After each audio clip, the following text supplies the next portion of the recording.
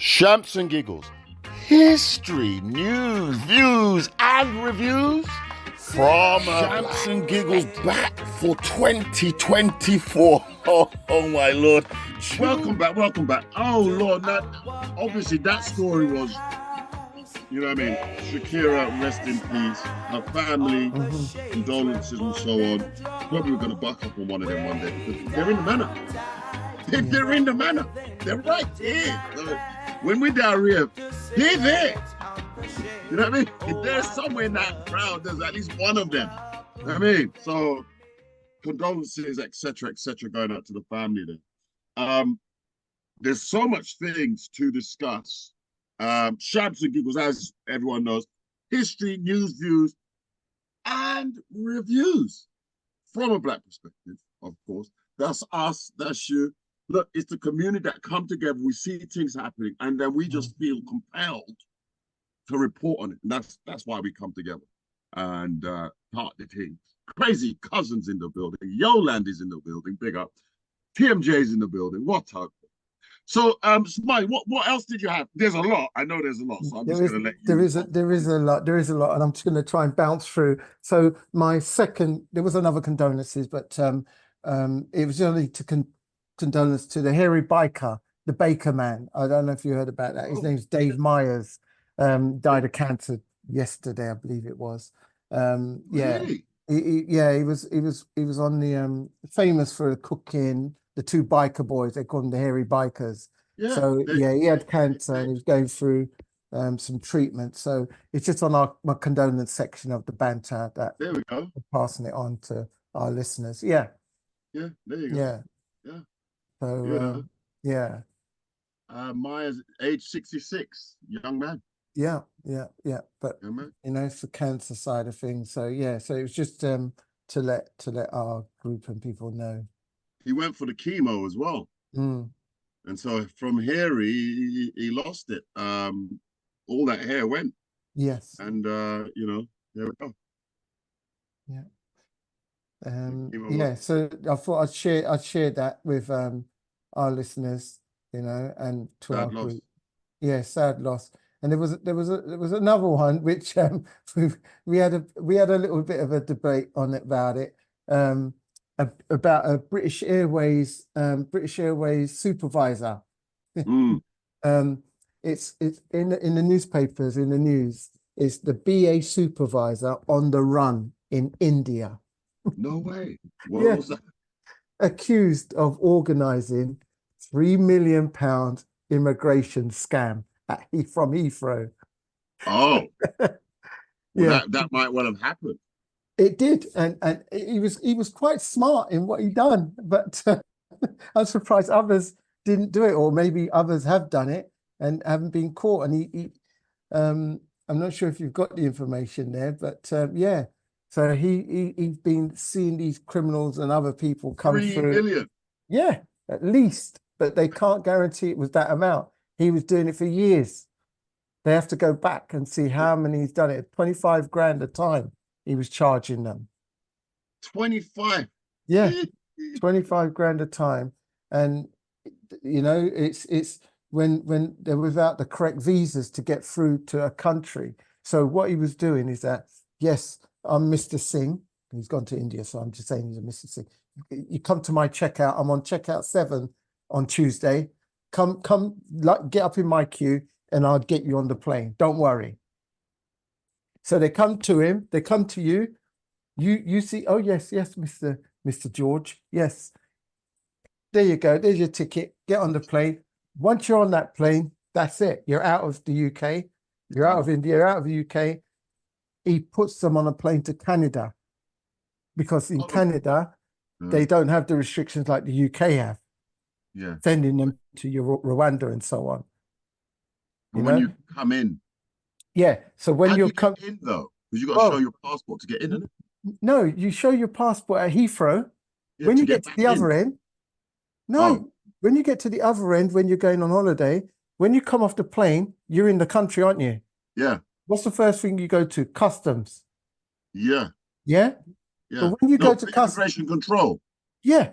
So when you get to immigration control, your documents are already shred up and in the toilet of the plane. Because you're not interested in collecting no baggage. You want immigration and asylum seeking. You're seeking asylum in Canada. Right. So look, say for instance, Fuerteventura, we went on holiday, yeah? Yeah. We went to Heathrow, you Yeah. go to your check-in desk, you show your Yeah. passport or whatever. Yeah. My man at the custom knows you're coming. Yeah. He gets you in. There's your ticket, go on through. Right. Yeah? Yeah. So you get onto the plane, Right. yeah, you sit down, You're good. You're good. you rip up your documents, Everything. try it all in the toilet. Passport, everything. Everything. You just get rid of it. Yeah. All right. When you get to the other side, the first place you're going to is immigration. Right. And you got to show yourself to get You through. don't have nothing to show. You're seeking asylum. You know. You have nothing to show. So how did you get here then? My man, George. No, but how did they say they got here?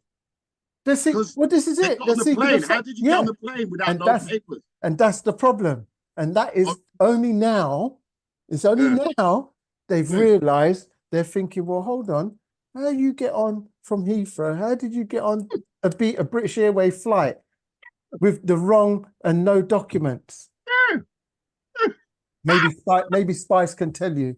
I mean, Spice, start the things. Right, so I'm just having a quick look over this story. So this supervisor, his partner was arrested back in January and was out on bail. So obviously they knew they were getting found out. So then they've decided to do the runner to India.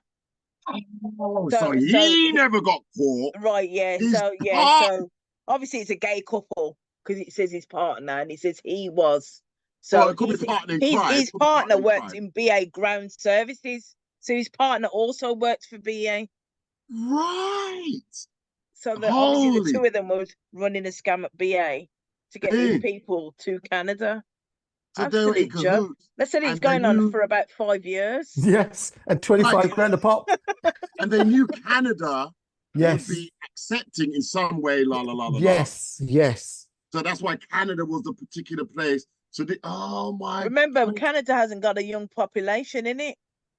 Is it Canada that they were at one point they were asking for people to emigrate to Canada because it's a fairly old population in Canada. Wow, well, Toronto, you have to come fill us in on things. They probably thought if they could get the asylum seekers over. That's right. Yeah. Do you know what I mean? And it's only recently.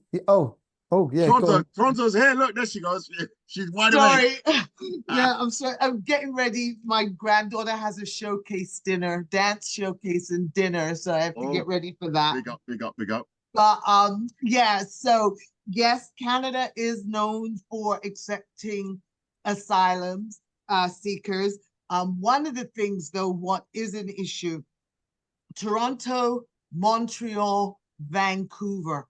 That's where everybody wants to come, right? Yeah. So there's not an issue with population in terms of Toronto, Vancouver, Montreal. But you see like the northern bits of Canada? Quebec? Well, no, Quebec's part of Montreal, so it's pretty well populated. But places like where my son is out in like Alberta, all these other provinces, they haven't. Winnipeg. Who wants to go to Winnipeg? Like Winnipeg's so cold that when the wind blows, it whistles. It's so cold. Who wants to go to Winnipeg? I'm not going to Winnipeg. I'm not. So they get in there and then travel down to Toronto. Because once you're in the country, you're in the country. You can get on the train.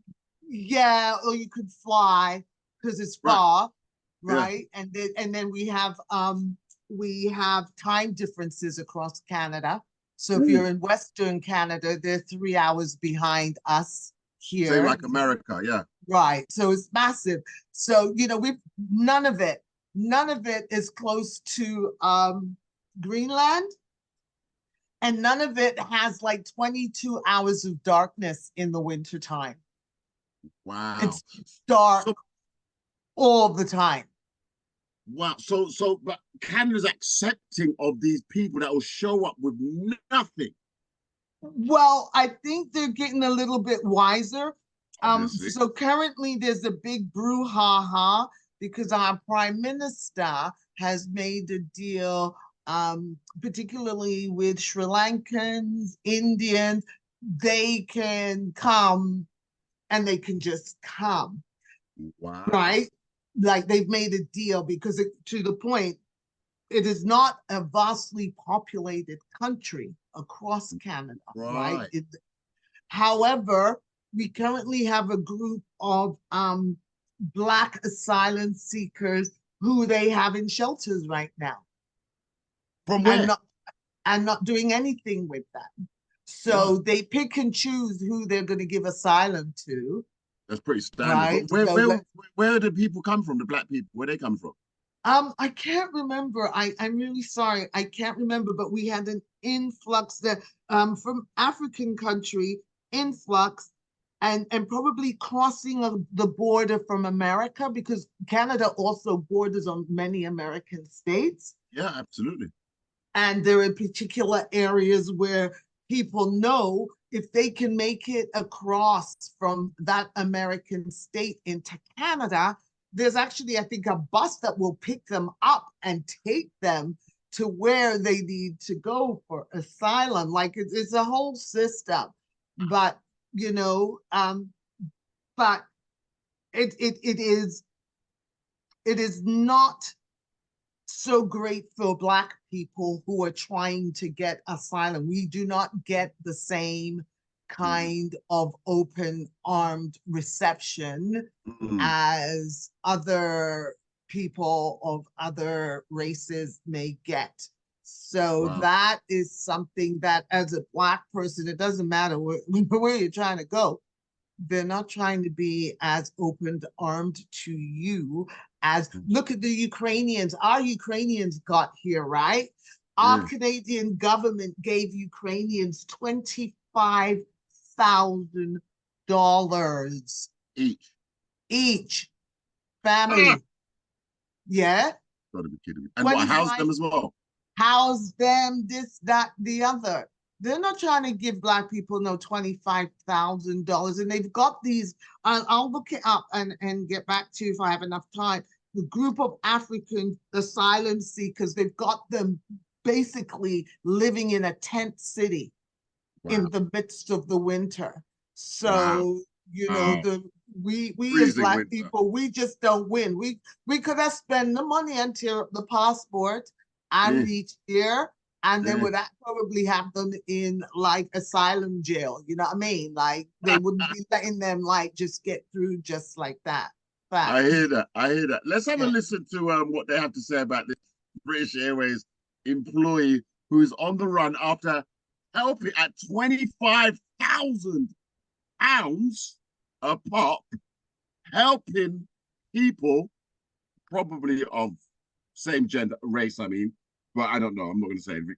But helping them travel to Canada, where Canada's happily receiving people. Let's have a look. Oh, Lord. Thank you, Toronto, for your input, by the way. Well, a former British Airways employee accused of running an immigration scam is believed to be hiding in India. The 24-year-old fled from the United Kingdom with his partner by jumping bail after his arrest for the offence. The suspect had allegedly masterminded the immigration scam worth over $3 million. The unnamed suspect was working at the UK's Heathrow Airport. He would allegedly charge over $31,000 a person at the check-in desk to allow Indians without valid visas to get on the flights to Canada. These Indians then made asylum claims on arrival in Canada. The scam was in operation for about 5 years till Canadian authorities noticed a pattern among the Indians arriving from British Airways flights. Reports say the accused made sure he was at the boarding gate when the flight took off, claiming that it helped as he was bilingual. Most of his clients were on visitor visas or asylum seekers in the UK. The UK police are working with Indian authorities to track down the two accused and extradite them to the country. The man reportedly had several homes in India, presumably bought from his multi-million-dollar income from the scam. Rotted. For all the latest... Well, that's a real scandal, isn't it? Lord of mercy. Whoa, and he's hiding in India. Well, he's got his name on those houses. That's the problem. Lisha, your hand is up. Wow. I didn't get kept. There was a pattern. A very well-oiled plan, and where there is, this shows where there is demand, somebody's got to supply it. Yeah. And it's interesting that nobody actually realized, didn't think, one moment something's not right on the other end, but it's the same thing happened over and over again. Yeah. 5 years it took them. I mean, he must have been so happy. He never got 31,000 a pop. I mean, wow. But you know what? Another thing as well, how did he disappear so quickly? Like, this is UK BA. He's on a run. Yeah, but we think the hype, innit? We think that the airports are really, really that secure. Until you test the security, you just don't know. I remember he works for BA as well, so he's going to know the ins and outs of getting on a plane. So as easy as he's done on his scam, he can quite easily disappear. There you are. There you are. Manchester. There you are. This is how much million? 3 million, but that's just the tip of the iceberg. I'm telling you, he's done for 5 years, and they quoted he's 24, so he's been doing it since he's 19 years old. 19. Come on. There must be a few more people involved. It's these millennials, and it's these millennials. Yeah. They figure stuff out quick. Yeah. 19. Smart chat. Smart chat. 30,000. Smart chat. Oh. Yeah. And people. He's helped about 200 people at 30,000. At least. And they don't even know how many, because it's 5 years they reckon his name. His name is against the chitty. Wow. And he's got several properties. So yeah. Wow. We'll see. No, that's it. That's exactly right. Yeah. Yeah. Boy, Lord, what else do we have? I know oh gosh. Yeah. So the other one that I brought to our attention was to do with the Bob Marley film. The documents that I had, it said that it's raised a staggering 70. When I looked at it, it said $80 million in its first weekend. However, some of our panelists, our group, Shams and Giggles members, they said it's close to nearly 100 million that it's raised already. In its very fast. You know, the Bob Marley move now, somebody sent me a link. I can watch it on a link. But I think I need to go to the theatre to watch it. I wouldn't even be mentioning about no link. I wouldn't even be mentioning it on our chat. But yeah, it's out and about. It is out and about. But I would say go watch it, because the money it makes at the box office is important for the films that then pursue it, so to speak. Black films at the box office, if they make a high number, then you get more black films. If they're not hitting the right numbers, then it's like, well, it's not fully invested in them. Yeah. Very true. Very true. So Miss Leisha's put in there $1-2-3 million already. Worldwide, yeah. Worldwide. So I'm gonna go watch it at the movie theater, so that money represents something. Because if I watch it online, then really I'm shortchanging the movie, and I hear say the movie's good. You know, show of hands, who's seen it? I know a few of you have, actually. I'm telling a lie. But you're not going to give away the story. I know you're not. Don't give away the story. Alicia, you put your hand up, part of the things, unless it was just a... No, I want to tell everybody's story. Now, what happened was... Where? Oh, look, somebody mute you. You can't tell the story. You're funny. But yeah, Bob Marley movie is worth a watch, absolutely. And somebody sent me the message and he said I can thank him later. I was going to go watch it anyway, to be fair. But definitely, it came out. What? When was it dropped? Like the weekend, during the week? 14th of February. The 14th. Bloody hell. Yeah. Today's March 1st. Yep. So it's been out for 2 weeks already. Yep. Wow. Oh, okay. I have to try and get down to the theatre this weekend to see what I go on. What else do we have? I got some news. I was waiting for you to finish with yours first, though, Keith.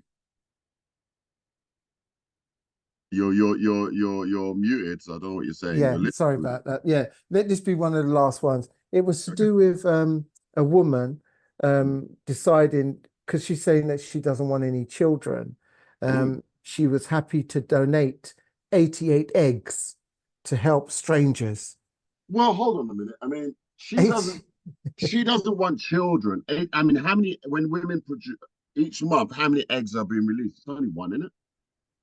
Is it one? I don't know. I don't even know how many. When women comes down the tube, I think it's only one egg per month. I'm not sure. Alicia, you're female, part of the things. Well, I don't see the eggs coming down the tube, but we're all born, every woman is born with a number of eggs. And every month we shed an egg. We may shed a couple more, but we shed eggs. And at least one. As you get older, reserves are less and less. But what she's doing, she's donating her eggs. Well, all in one go, or how does she do it? As much as they can harvest, whatever they can harvest, they'll harvest her eggs, and she'll give them to. Okay, now what's the point of this? Is this to set a trend? No, to help people that can't have children. So there's lots of people that can't have. So she wants to give them IVF.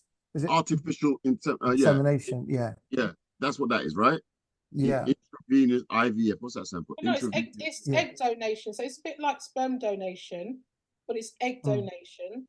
So some women don't have eggs, or they have less egg reserves, or their eggs aren't as fertile. As healthy as somebody else's eggs. So this woman obviously has found her eggs are very healthy, and she wants to donate them to somebody who probably hasn't got any eggs or good healthy eggs, so that person can carry a child. Because obviously the egg has to take to the person and all the rest of it, doesn't it? No, it's very complicated. It's done by IVF. So what they'll do is they'll insert the sperm into the egg, and then they'll insert it into the woman.